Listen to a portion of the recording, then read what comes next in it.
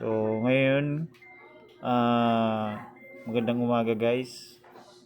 So, today's vlog, magtuturo ko yung kung paano ba mag-add ng time sa mga nagrereklamo nating mga customer na halimbawa, kulang yung oras na pumasok sa kanila. Halimbawa, minsan kasi may nagrereklamo na nagulog ako ng 5 na pumasok lang, piso lang. Nagulog ako ng 10 piso, ang pumasok lang 5 piso. So, mga ganun scenario guys, yung mga nagrereklamo. So, yung mga ganung reklamo, ang ginagawa ko para hindi na natin hulugan yung piso wifi kasi, diba, nakakapanghinayang naman kung kukuha pa tayo ng pera sa ating bulsa and para lang ihulog dun sa piso wifi, and tapos hassle din kung bubuksan pa natin yung ating binto para lang kunin yung hinulog niya or hulugan ulit siya ng para magkaroon siya ng oras ulit. So, sa ganitong paraan guys, mas madali nyo yung mabibigyan ng time si customer. Pwede tayong gumawa ng, ang unang paraan ay guys, ganito. Pwede tayong gumawa ng voucher code sa ating admin settings.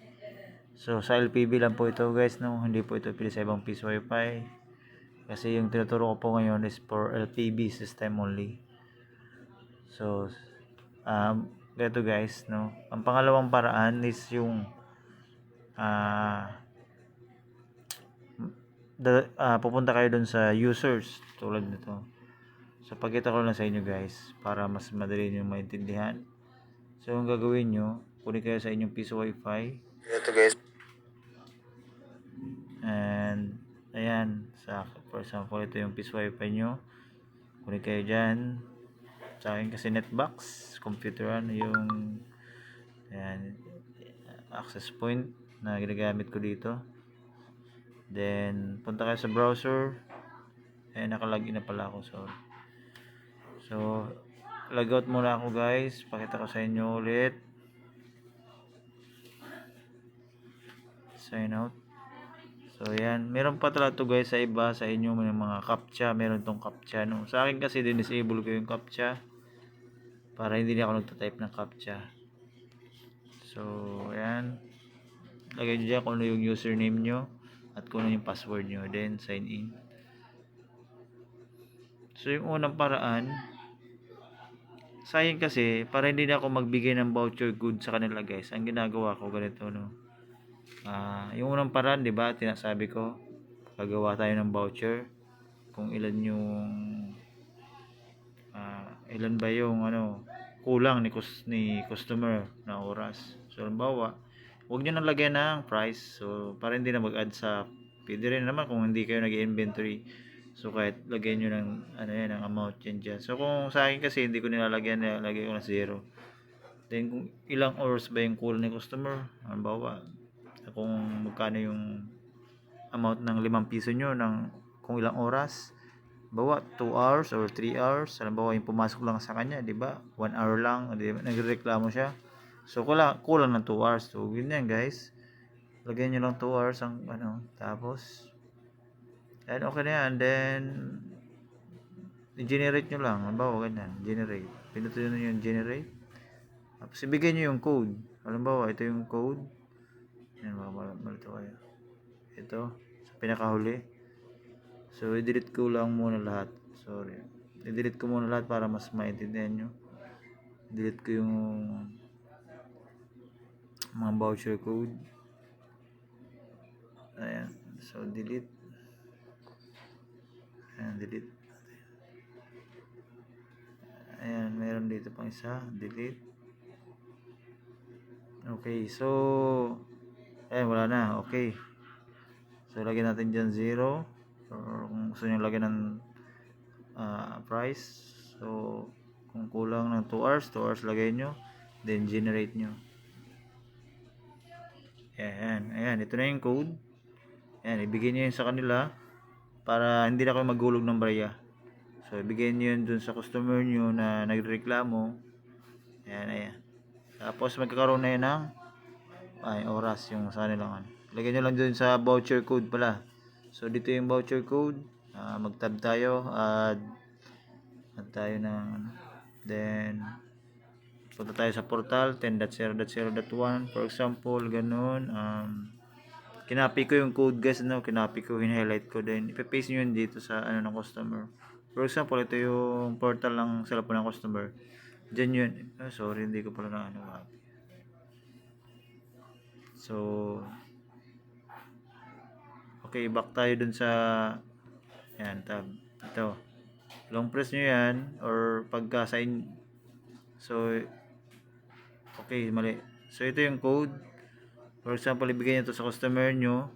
Then, for example na lang, ito-type nyo yan dyan sa inyong sa kanilang cellphone portal. So, sa akin kasi, kinapi-paste ko na lang para mas madali. Ayan, then, ito-type nyo. Halimbawa, ito na yung ano ng customer. Dito nyo ito-type yung code. Ito-type, ibibigay nyo yan dyan. Enter nyo yan dyan. So, napakadali lang. Sa akin kasi, for example, ganyan, wala akong time, diba? 2 hours yun. Example, ito na yung sa customer na cellphone. Ayan, para mag-add yung time. So, ilagay nyo yung code, ilagay niya, then, yan. Hindi na kayo maghuhulog guys. So, meron na yung oras. Ayan, naglo-loading pa. So, refresh natin. Okay, ayan na yung time. So, hindi na kayo naghulog ng barya. Yun yung purpose nun, yung ginawa natin. So, sa isa naman guys, pakita ko sa inyo, isang para na ginagawa ko. Ayan, balik tayo dito sa admin settings. Ang ginagawa ko, diba ito yung settings dito, yung magkakaibang go with. So, ang ginagawa ko guys, pupunta ako dito sa users. Tapos, okay, loading. Kasi marami na akong maraming naka-record na ditong users, mga naka-connect na dati. So, wait lang guys. Ayan, loading pa siya. Ayan, meron. Ayan, ang dami nang naka-connect sa akin guys. Tingnan nyo. Yung iba naka-post time. Siguro wala na to eh. Ayan, ang dami niyan. Ayan, matagal na kasi itong piso wifi ko guys. Kaya marami. So, yung naka-connect sa akin, tingnan nyo naman. Dami. Yung green, connected dyan. Yung 290 days pa. So, ayan. Okay. So, ang gagawin natin dito guys, pupunta kayo dito sa kanyang MAC. Ito yung MAC address niya. Then, titingnan nyo lang yung MAC address niya guys. Ang ginagawa ko kasi, pinakadulo, halimbawa ito, for example, yung 3CAB. So, bawat users kasi guys, tingnan nyo ito, Oppo A3s. Ayan. Vivo, Huawei. Tingnan nyo. May mga pangalan naman yung cellphone guys eh. So, para hindi na ako nag-create ng voucher, ang ginagawa ko, ganyan. Pinupuntahan ko lang yung cellphone niya, then, kailangan naka-play guys, dapat hindi naka-post time, no? Dapat, pagka makikita nyo naman dito yung kung naka-post time, i-play, resume nyo yung time, pindutin nyo para pumasok siya dito. Kasi dito lalabas yung mga ganitong option. Yung may lapis, yung may lapis kasi guys, yung lalagyan natin dyan. For example, ito, si 4 hours, or si, ayan, for example, ito na lang. Pinutin nyo yung lapis guys, itong lapis. Pindutin nyo yan din, i-zoom out nyo, zoom out. Kanina zoom in, ngayon zoom out naman, sorry. Ayan. Zoom in, zoom out. So, yan. Tapos dito, ayan, ganyan-ganyan lang guys. And nandyan na. Pwede nyo na siya lagyan dyan ng oras or kung ilang ba gusto nyo ilagay sa kanya, days or hours. Pwede. Bawa, ayan, for example, lagyan natin ng 1 minute para matuwa naman yung So, 1 minute, then pindutin nyo itong add time, yung blue. Papasok na sa kanya kayo yung oras. So, tingnan natin pindutin mo, add time. So, yan, maglo-loading yan guys. Tapos makikita mo dun yung sa cellphone mo. Sa cellphone niya na mag-add yun ng oras. So, dapat siguraduhin nyo na, na tama yung nilalagay nyo ng. Okay. So ayan, nagagulo-gulo na. So dapat siguro din na siya talaga yung MAC address. So yung MAC address pala guys, makikita nyo yan. Ito yung MAC address niya. Ayan, yung device. Yan, ito yung MAC address ng cellphone. So magkakaiba tayo lahat guys, unique yan, magkakaiba tayo lahat ng MAC address. So makikita yan guys dito, ito yung add tayo. Punta tayo sa portal ng Peace Wi-Fi. So ito, tingnan niyo to. Ito yung MAC address. O di ba? Sa akin, sorry. Sa akin 676C. Ano, 6C. Wow. Yan, 6C. So yan, tingnan niyo guys, oh, 'di ba? Meron akong time na 1 hour and 55. So ganyan ang ginagawa ko para hindi na kayo maghulog ng barya. Pwede kayong mag-create ng voucher, pwede kayong mag-add ng time doon sa users. Punta kayo sa users ulit, punta natin, 'di ba? 1 hour and 55 minutes. So lalagyan ko na yan ng time guys. 676C, ito na yung users. Ayan, para ma-control nyo yung mga device. Ano nyo guys, no, madali lang to. Ayan. O ito, Nova 8i. So, yan. Huawei Nova 8i kasi yung cellphone ko yan. Tingnan nyo. 676C. Ayan. Zoom out nyo yan. Then, punta kayo dito. Dapat nakatapat. Diba ito yung oras. Ayan. Umaandar yan guys. So, punditin nyo itong ano. Itong lapis. Ayan o. Tapos, ayan, lagyan ko ng days. Lagyan ko ng 100 days. So, pag nilagyan ko ng 100 days, then lagyan ko ng, pindutin ko tong add time. Tingnan nyo guys ang mangyayari dun sa salubong ko. Sa oras ko pala, sorry. Ayan, tingnan natin ha. Punta tayo sa portal. O, diba? Ayan o, 100 days na. Tingnan nyo. So, ganun lang. Kadali mag-add ng time sa mga customers natin na gustong maglagay ng voucher, ano sa inyo, gusto niyo i-free yung oras niya. So ganito lang gagawin niyo guys. Napakadali lang. Punta lang kayo dito sa portal, sa admin, then sa users guys, no, users. Ayun, users. Pinutin natin ulit para makita niyo. Yan, loading. So yan, okay.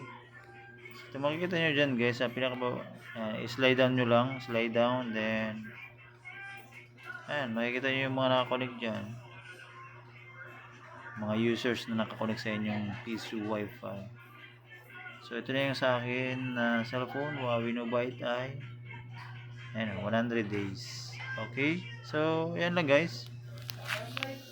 And sa sunod naman na video, medyo mahaba na to. Ito pala, ituturo ko yung upload naman. Ito yung guys, yung upload in download. Itong cloud, yung may arrow down. Ayan. So yan, tuturo ko na yan dyan. Ngayon na siguro. So pili naman guys, ngayon na. Sama na natin. So yung download speed is 1024. So it means guys na 1 MB 1 MB lang yan guys per second. Ibig sabihin yan 1024. Tapos yung 2024 yung upload is ibig sabihin yan 2 Mbps yan guys, no? So napakadali. Kung gusto nyo dagdagan yung speed ng customer, lagay nyo. Kung gusto nyo 5 Mbps or 3 Mbps, lagay nyo ng ganyan. Tapos yung upload, taas nyo. Kung gusto nyo, basta ganyan lang guys. Ito lang babaguhin nyo sa unahan. Lagay nyo ng 5, ibig sabihin nyo 5 Mbps 5024. So sa akin kasi okay na yan, hindi ko lang bago. Tapos pinuto yung edit guys, pag nalagay nyo na yung gusto nyo speed ng customer. Ayan. So sa mga nagpa-plan, ang nilalagay ko lang yung 30 month, yung 1 month to pay ng cellphone, nilalagay ko lang dyan is 1. Tapos yung speed niya is 2 Mbps lang, yung upload. Ganun lang. Then pindutin nyo yung edit. Save na yan guys. So yun lang, hanggang dito na lang guys. Napakahaba na ng video natin. So salamat sa mga walang sawang subaybay sa channel ko. Walang kwentang channel. Yun lang, and sana sa mga naka-LPB dyan, sana may natutunan kayo dito sa video na to, and good luck sa ating mga business. Bye.